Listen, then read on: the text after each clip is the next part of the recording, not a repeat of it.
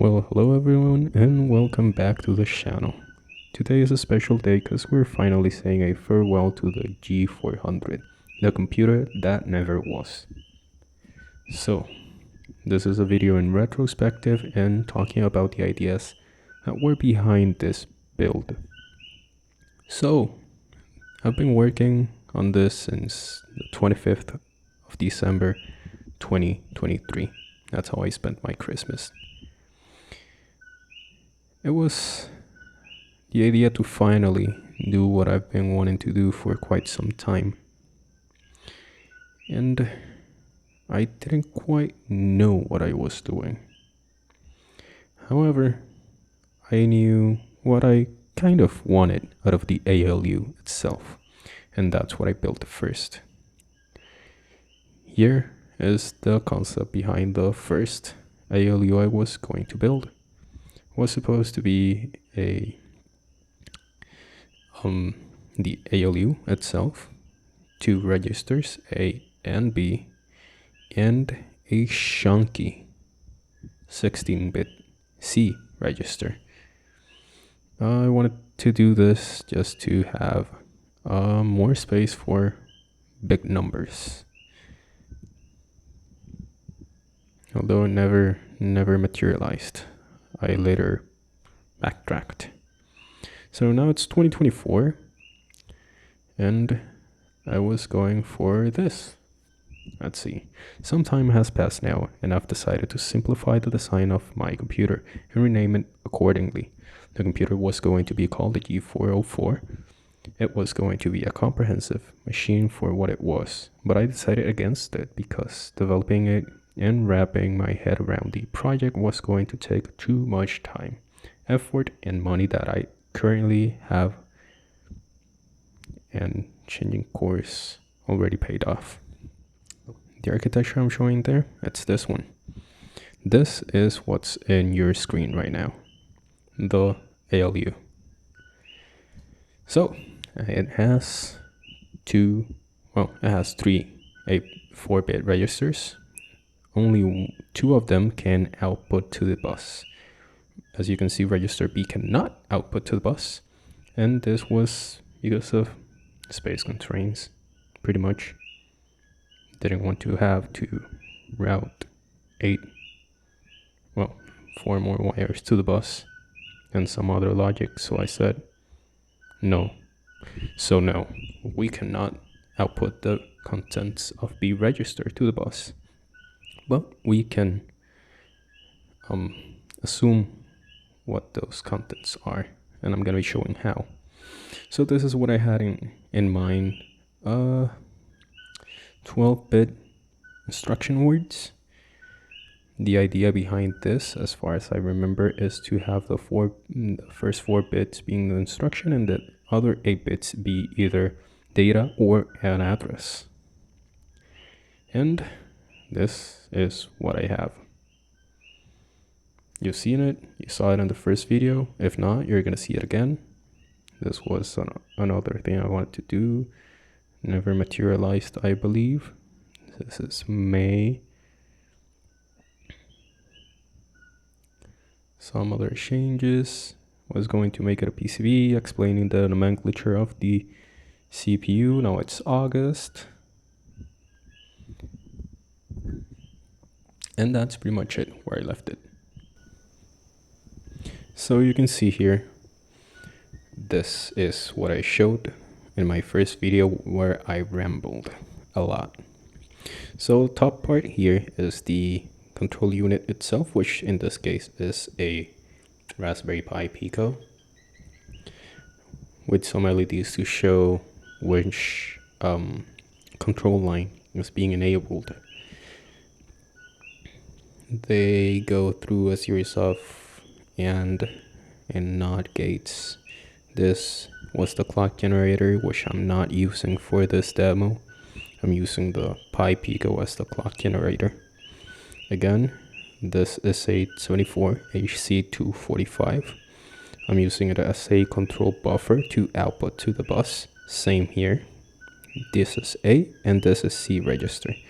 This is B register, and as you saw in the diagram, it does not output to the bus. These lines only go to the inputs. And this is the multiplexer, which selects where the data is coming from to the C register. So you can load from the bus, or you can load from the ALU result. So back here in the computer, this is what I wrote for it quite some time ago and made some changes a few weeks ago. It's not great, kind of works, but let's see what we can do with this computer of sorts.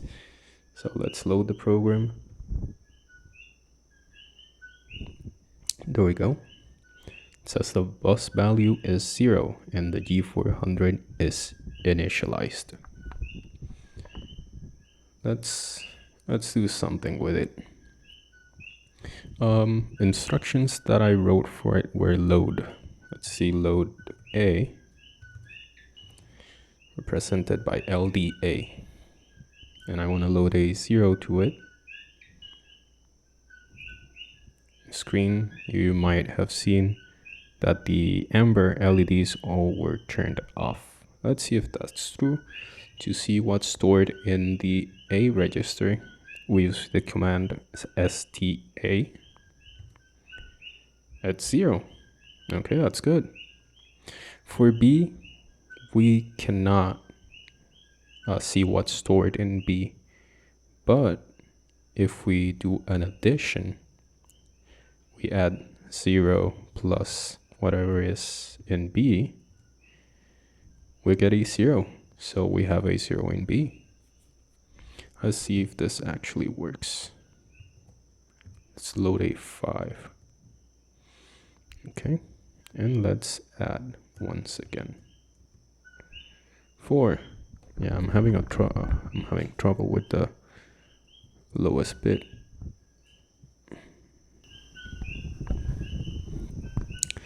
Well, I'm not gonna be bothered by that because I'm still gonna rip it apart, but we can do the same for C. So let's load C. Let's load the number 10 to C.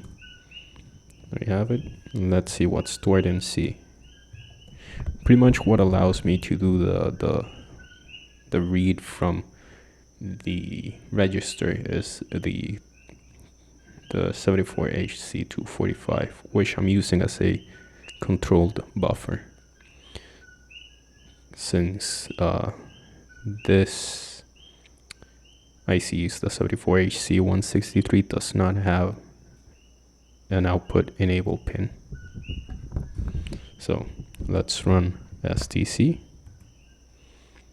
We have a number 10 in C. So what can we do with this? Well, not much, if I'm being honest. But let's see what I wrote for it.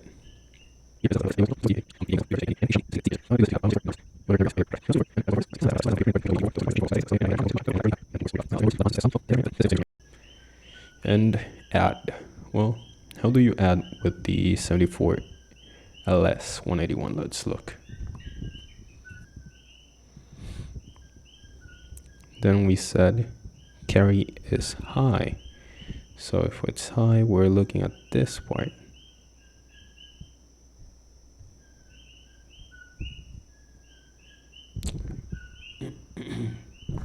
So we can see it better here. I said M is low.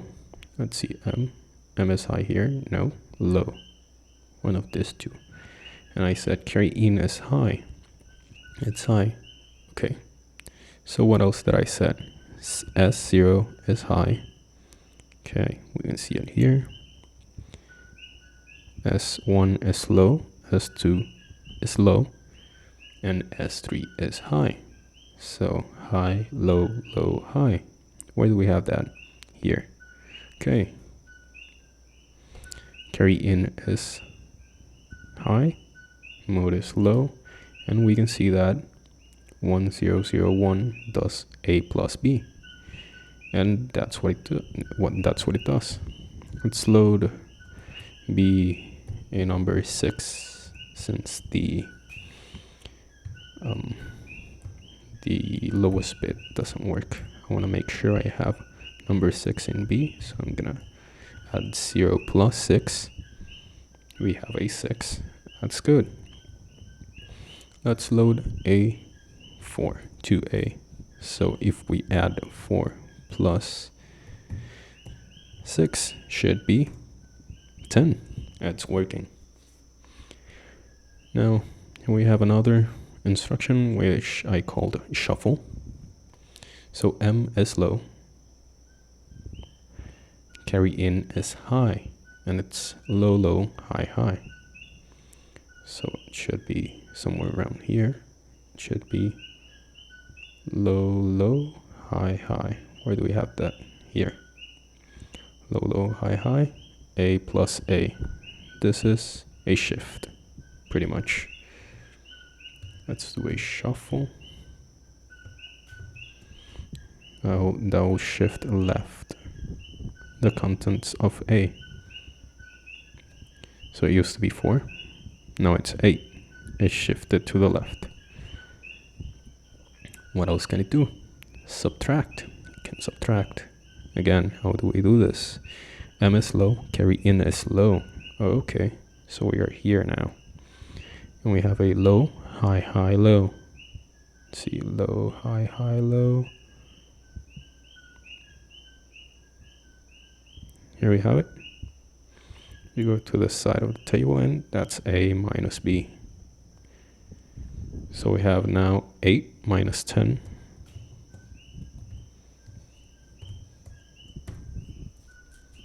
$14. It's supposed to be -2.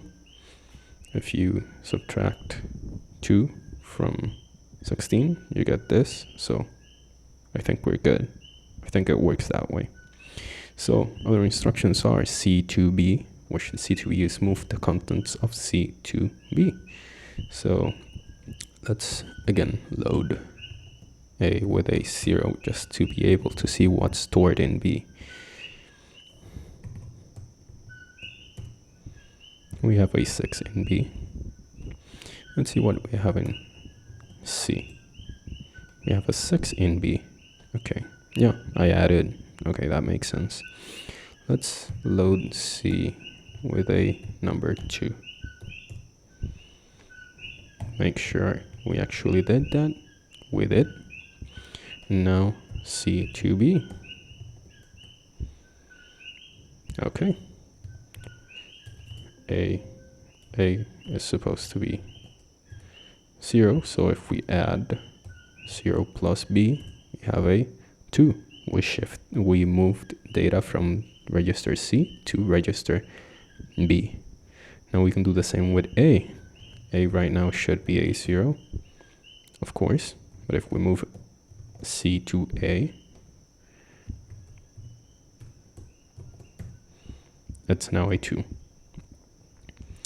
And I had a demo.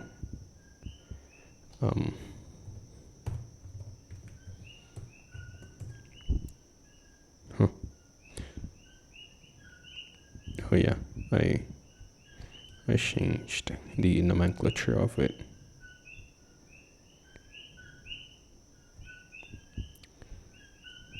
Let's load it again. Now do the counter routine eval. So I had to write a new instruction since B is misbehaving. I wrote A plus 1, so it does that. In the 74 LS181, it's all lows. M is low and carry is low. So we have that running. You'll see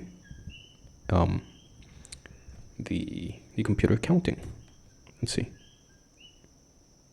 Yeah, it is working. That's pretty much what this computer does. It's not great at all. Well, computer, ALU. But the next design will be quite different.